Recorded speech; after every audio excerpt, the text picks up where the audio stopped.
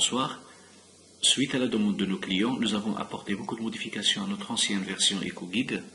Et dans cette vidéo, je vais présenter l'application dans son ensemble pour les gens qui ne la connaissent pas. Et je vais mettre l'accent sur les nouveautés de cette version. Tout d'abord, on commence par l'authentification en choisissant l'année scolaire en cours ou une ancienne année scolaire si je veux voir l'historique. Et puis, je vais entrer avec mon compte. Bien sûr, c'est une application multiposte, multi-utilisateur. Chaque utilisateur va avoir ses propres droits et certaines options dans les menus seront activées ou désactivées selon le paramétrage de la sécurité. On peut par exemple dire que les formateurs, ils ont droit de voir les filières, de voir les étudiants, d'ajouter les inscriptions, d'imprimer les attestations, et je peux choisir pour chaque utilisateur ses propres droits. Bien sûr, l'administrateur a tous les droits, c'est pour ça qu'on ne va rien cocher ou décocher. Alors, l'application se présente sous cette forme. Dans la page d'accueil, nous avons un tableau de bord dans lequel on va avoir quelques statistiques pédagogiques, quelques statistiques financières, et là on va voir le nombre des licences. Par exemple, pour cette version-là, on a le droit d'inscrire 400 personnes, 466 personnes. Si on souhaite inscrire d'autres étudiants, il va falloir acheter les inscriptions. Bien sûr, il y a une version illimitée que vous pouvez demander, et ici on a le nombre de licences de postes qui peuvent s'inscrire dans le réseau EcoGuide. De ce côté-là, on a un certain nombre d'états, par exemple les chiffres d'affaires réalisés par mois, le chiffre d'affaires par branche. Je vais revenir là-dessus à la fin de la présentation. En cliquant sur le bouton école, je vais pouvoir paramétrer mon école. Je vais saisir les informations, je vais choisir le logo, je vais saisir les informations en arabe. Je vais choisir l'entête et le pied de page qui seront imprimés sur les états si je le souhaite, bien sûr, en cochant ou en décochant cette case à cocher. Et là, nous avons les documents de notre application, par exemple une demande de congé, règlement. Comme ça, si jamais un utilisateur a besoin de l'un de ces documents, il n'a qu'à les chercher sur l'onglet documents de son application sur son ordinateur. De toute façon, ils seront enregistrés et stockés sur le serveur. Là, on va gérer les branches, on va ajouter des branches par niveau. Donc, on a les niveaux, niveau technicien, technicien spécialisé, formation continue ou autre qu'on peut ajouter si on le souhaite. Ici, je vais gérer les professeurs. Et là, on a plusieurs types de professeurs. On peut voir qu'il y a des professeurs permanents, qu'il y a des professeurs vacataires, qu'il y a des contractuels. D'accord ? On a plusieurs types d'enseignants. On peut saisir leur information en arabe, on peut saisir leur expérience professionnelle, les informations financières, un taux horaire si c'est un vacataire et un salaire si c'est un permanent. On peut saisir ici les disponibilités du prof, quand est-ce qu'il est capable de donner des cours. Ça, on aura besoin de cet écran, surtout pour les vacataires. Et là, on va choisir les compétences du prof. Qu'est-ce qu'il peut enseigner? Quelles sont les matières de sa compétence? C'est pas forcément qu'il va enseigner toutes ces matières, mais c'est ce qu'il sait faire. Donc, quand je vais faire l'emploi du temps ici, le système va prendre en considération ces compétences. Je vais saisir les salles de mon école. Pour chaque salle, je vais saisir son type là, et sa capacité. Bien sûr, les types, ils sont paramétrables. On a par défaut les salles de type cours, les salles de type TP, les salles de type TD, mais on peut ajouter tous les autres types, salles amphithéâtre, salles de formation pour les mécaniciens ou les électroniciens. On a ici la capacité et le nom de la salle. Bien sûr, tout ce qu'on a vu est imprimable. Je peux imprimer toutes les listes que je veux. Voilà. Très bien. Côté scolarité, on peut créer les classes.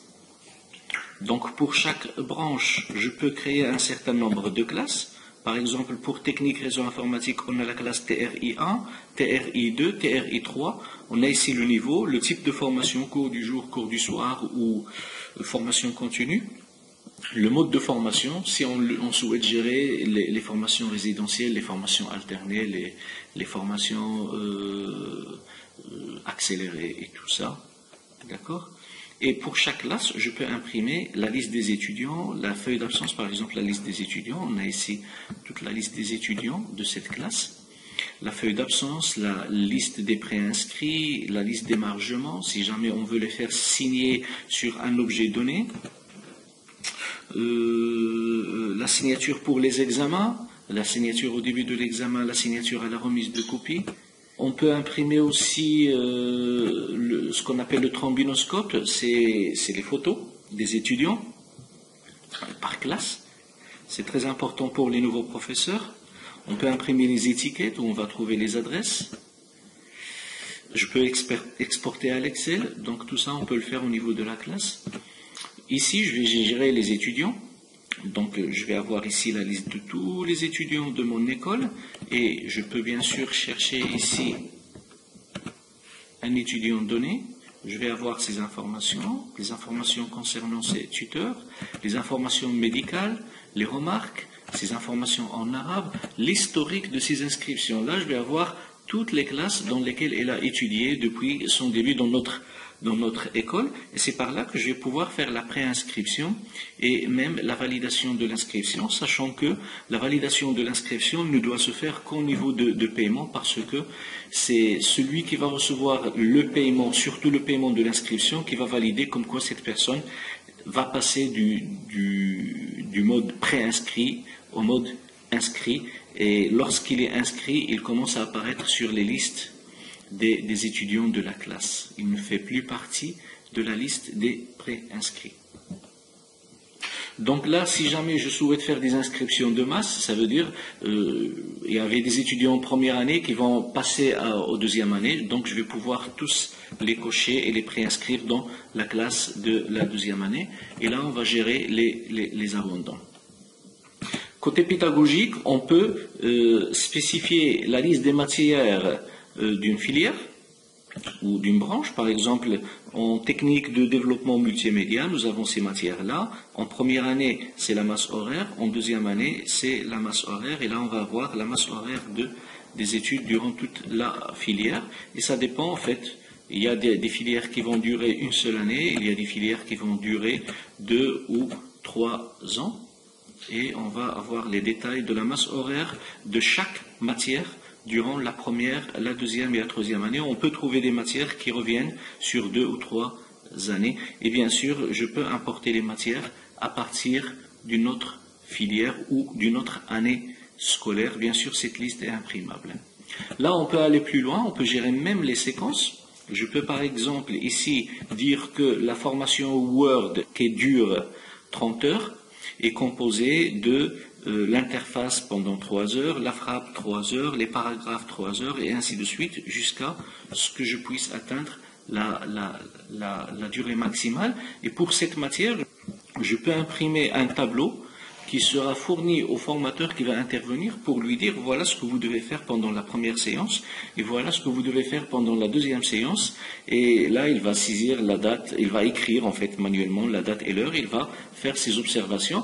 Donc ce document peut faire un cahier texte pour une matière donnée, pour une classe donnée. Bien sûr, si jamais on a plusieurs classes, on peut imprimer le même document plusieurs fois pour les différentes classe. Ici, on peut gérer les stages, et là, on peut gérer les logigrammes. Le logigramme, c'est quoi? C'est un graphique qui peut nous montrer chaque matière, sa durée pendant la semaine, quand est-ce qu'il va commencer et quand est-ce qu'il va se terminer dans l'année. Chaque colonne ici représente une semaine.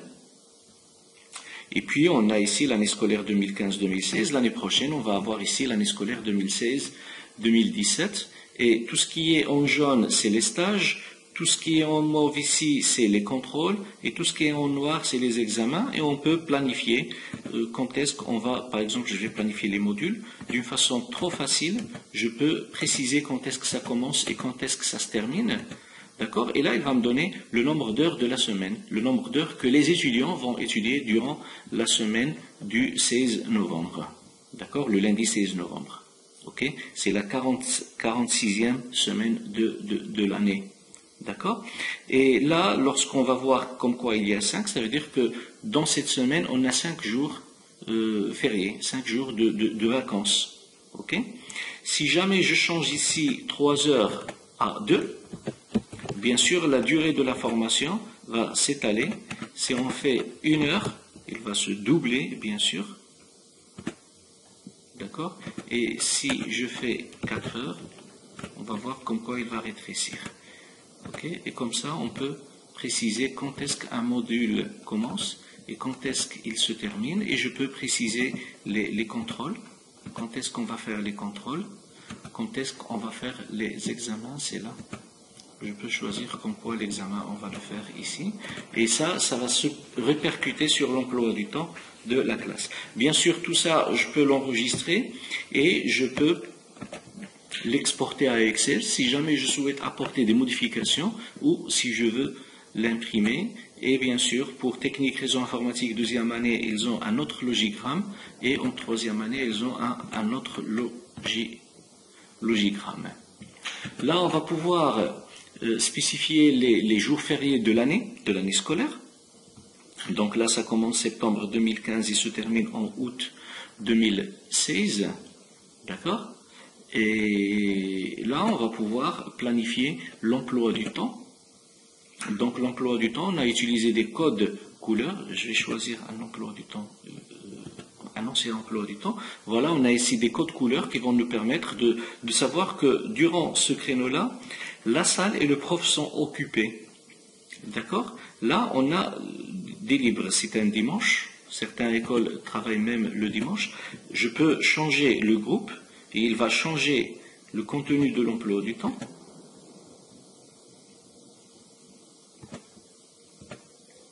Et à chaque fois que je change le prof, ça change au niveau de les disponibilités sur l'emploi du temps. En fait, ça dépend des disponibilités de l'école, du groupe, de la salle et du prof. Okay? On peut voir ici le taux d'avancement dans un module. D'accord? On peut voir la masse horaire que le formateur enseigne chaque semaine. Et on peut voir le taux d'occupation de la salle. Donc c'est un écran qui est très très compact et qui contient beaucoup d'informations. Je peux aussi voir l'emploi du temps de la salle 2. Donc la salle, ça c'est l'emploi du temps de la salle. Toutes ces matières sont enseignées dans la salle 2, salle 2, salle 2, salle 2. Et là, c'est toutes les matières de la salle TP1. Ok? Parce que là, j'ai choisi salle.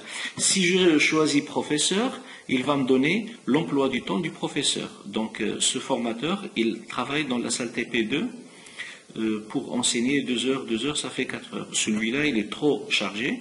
Celui-là, il fait 34 heures, 29 heures 25, 35 heures et 5 heures. Donc, 3 heures plus 2 heures. Donc voilà en ce qui concerne. Et bien sûr, pour planifier une séance, c'est trop facile. Donc il suffit de choisir le module, le prof, la salle, et lui, il va croiser les disponibilités de ces 3 facteurs, et on peut la planifier comme ça. Donc voilà, ce prof maintenant, il est occupé pendant ce créneau. Si je sélectionne un autre groupe,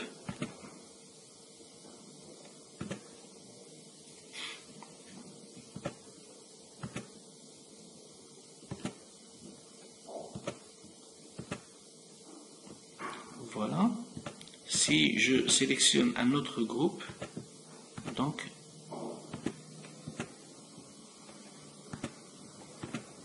ça c'est le prof. Donc si je sélectionne un autre groupe, il va me dire comme quoi ce prof il est occupé pendant ce créneau-là. Donc voilà, une fois que l'emploi du temps est fait, on le publie, comme ça il va prendre effet, et on va le voir directement sur l'avancement. L'avancement, ça c'est la date du jour. Chaque jour, au début de la matinée, on peut imprimer la liste d'émargement, comme ça chaque prof à sa entrée, il va signer comme quoi il a réalisé ces matières-là. Ça, si jamais on souhaite gérer de cette façon. Sinon, on peut, le surveillant général ou le directeur des études, il peut observer les séances qui ont été réalisées, les séances qui n'ont pas été réalisées, et même les séances qui ont été réalisées partiellement, et les renseigner au niveau de notre système. Comment ça se passe? Il suffit de faire la séance réalisée comme ça. Voilà. Les séances qui sont réalisées partiellement, on peut le faire par là. Ok? Séance réalisée partiellement, et je peux dire comme quoi il a été réalisé jusqu'à 11h15. Voilà. Et les séances qui n'ont pas été réalisées, on les laisse vides. Séance réalisée, ainsi de suite.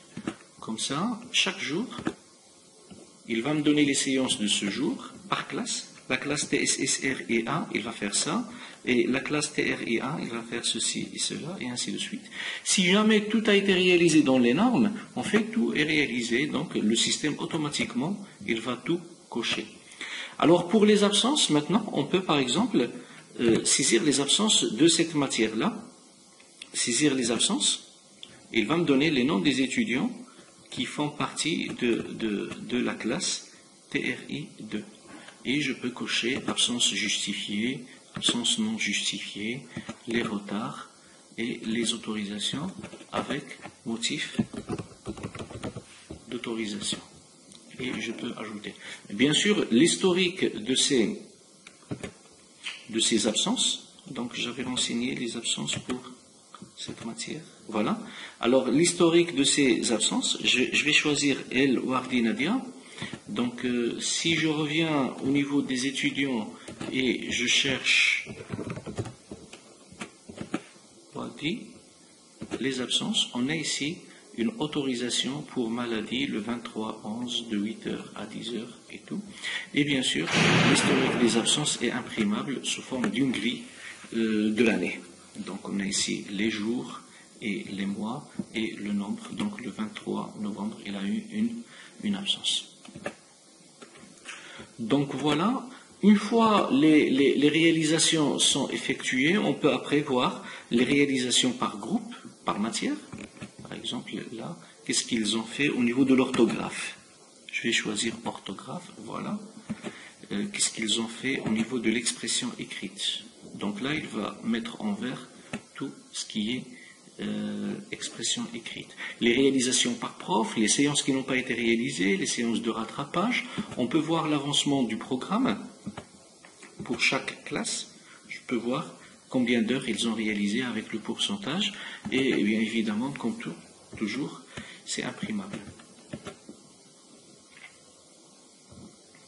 On peut suivre les paiements, comme dans cet écran on va pouvoir spécifier les tarifs de chaque service, et là on va spécifier les services avec les quantités et les prix qui sont appliqués à chaque étudiant, d'accord, et on va les étaler ici sur l'année. Donc il doit payer 300 dirhams le premier 9 pour l'inscription, il doit payer 300 dirhams pour la mensualité sur toute l'année. Et là, on va suivre les paiements. Là, il me dit comme quoi il n'a pas encore payé ces 4 échéances. Celui-là, il a un seul retard, et ainsi de suite. On va pouvoir comme ça suivre ce qu'il a payé et ce qu'il n'a pas payé. Et lorsqu'il fait un paiement, on fait comme ça, et effectuer le paiement. On a reçu 300 dirhams. Il me demande si je veux imprimer le reçu. Oui. Il me donne automatiquement un reçu avec les 300 dirhams et le nom de la personne et tout. Et bien sûr, il a été retiré des retards. Et là, c'est les retards au niveau de toute l'école. Et je peux bien sûr faire un filtrage par classe. Donc là, c'est que la classe anglais A1, la classe bureautique A1, la classe TRI1. Et je peux filtrer par service ceux qui n'ont pas payé la mensualité de technicien, ceux qui n'ont pas payé l'inscription de technicien. D'accord? Je peux bien sûr imprimer ces retards pour donner ces petites fiches aux étudiants. Ce sont des fiches que je vais découper et je vais distribuer aux étudiants. Comme je peux bien sûr envoyer des SMS. Il suffit de connecter un téléphone chargé avec un solde. Donc une fois qu'il est connecté, Je le connecte, il est connecté par USB, je le connecte et maintenant je peux écrire ici mon message, prière par exemple, de régler vos mensualités de l'école HT Center. Voilà. Bonjour. Voilà, et je fais envoyer. Je peux envoyer ce message aux étudiants, comme je peux l'envoyer aux pères des étudiants et aux mamans des étudiants, si jamais ces informations ont été renseignées, parce que là, dans ma base de données, je n'ai pas les téléphones de ces étudiants. Même ces numéros de téléphone, ils ne sont pas réels, ce sont des téléphones fictifs. Voilà. Je peux bien sûr envoyer des emails si je ne veux pas envoyer des SMS. Il suffit d'avoir les emails des étudiants bien renseignés. Dans ma base de données, je n'ai pas d'email. Ok, voilà, on a vu comment recevoir les paiements des étudiants et comment suivre les retards des paiements. Je peux ici suivre le paiement des profs. Donc, puisqu'on a renseigné au niveau des avancements les séances réalisées par les profs, pour les vacataires, le nombre d'heures réalisées est calculé automatiquement selon le nombre de séances réalisées. Donc, le mois 9, il a réalisé 143 heures, 200 heures, 102 heures. Voilà, avec son taux horaire, on va pouvoir calculer le montant de sa mensualité. Et là, je vais pouvoir lui donner des chèques ou en espèces et tout. Je peux ajouter des paiements. Je peux choisir ici des paiements, choisir chèque, espèces, virement et tout. Et comme ça, je peux imprimer une fiche de vacation dans laquelle on a les détails de ce qu'il a enseigné avec tout. Donc, et à la fin, il va me donner le nombre, le montant à payer en lettres et en chiffres et tout, avec l'IR et tout. Tout se calcule automatiquement. Et pour les permanents, on va pouvoir spécifier les avances. Si jamais il a pris des avances, on va pouvoir spécifier des primes, des retenues, et le paiement va s'effectuer automatiquement selon son salaire en ajoutant des avances, des primes, en retenant des avances, les retenues, et en ajoutant les primes, tout se calcule automatiquement. Bien sûr, nous avons une gestion de caisse dans laquelle à chaque fois que je reçois un montant, il est ajouté automatiquement ici, et à chaque fois que je fais un paiement, il est ajouté automatiquement comme dépense. Je peux ajouter des dépenses de type eau, par exemple, je peux vérifier ici un filtrage. Donc là, c'est ce qu'on a payé pour l'eau et ce qu'on a payé pour l'électricité. Donc il y a toute la gestion des dépenses de l'école et des revenus. Les revenus peuvent être des revenus des paiements des étudiants, comme ils peuvent être des revenus autres que les paiements des étudiants si jamais on fait la vente du matériel ou d'autres services. Donc notre application va nous permettre aussi de gérer les examens. Donc là, on va saisir les coefficients des matières, les coefficients des contrôles continus, des examens théoriques, des examens pratiques, la soutenance, la première année par rapport à la deuxième année et par rapport à la troisième année.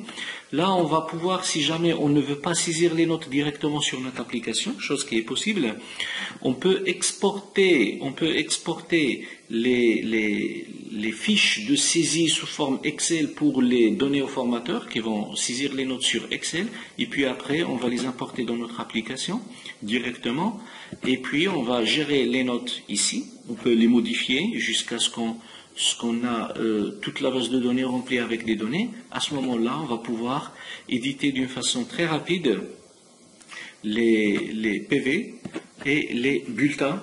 On va pouvoir les imprimer directement à partir de l'application, des PV annuels, des PV les notes des examens pratiques, les notes des contrôles, le tout s'exécute d'une façon très rapide. Alors, je vais revenir côté reporting.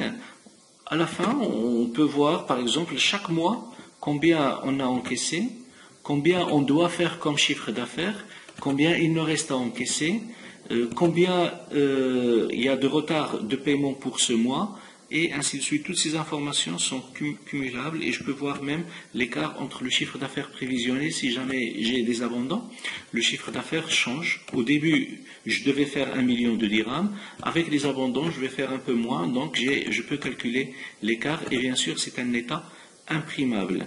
De la même façon, je peux imprimer le chiffre d'affaires par branche, par service. Je peux imprimer combien j'ai payé pour les profs chaque mois. Quels sont les services qui ont été payés par mois et combien? Les services qui n'ont pas été payés par mois, ça c'est les retards des paiements. Je peux voir un état statistique global sur les retards de paiement. Les services qui ont été payés partiellement, les revenus divers par mois et les dépenses divers par mois. Et bien sûr, tous les paramètres de l'application, je peux les effectuer ici, y compris la sauvegarde de la base de données, chose qui est très importante. Il ne faut pas oublier de faire régulièrement la sauvegarde de la base de données et de créer des comptes d'utilisateurs et de changer le mot de passe administrateur, parce qu'au début c'est admin avec le mot de passe admin qu'il va falloir changer directement après l'installation de l'application. Et là, on va pouvoir gérer les mises à jour qu'on fait régulièrement sur notre application pour améliorer soit son aspect visuel, soit les bugs qui peuvent glisser dans le code, ou même des améliorations des fonctionnalités de l'application. Donc voilà, j'ai essayé d'être rapide pour présenter cette application qui nous a pris beaucoup de temps pour la développer, qu'on espère qu'elle sera bénéfique pour vous.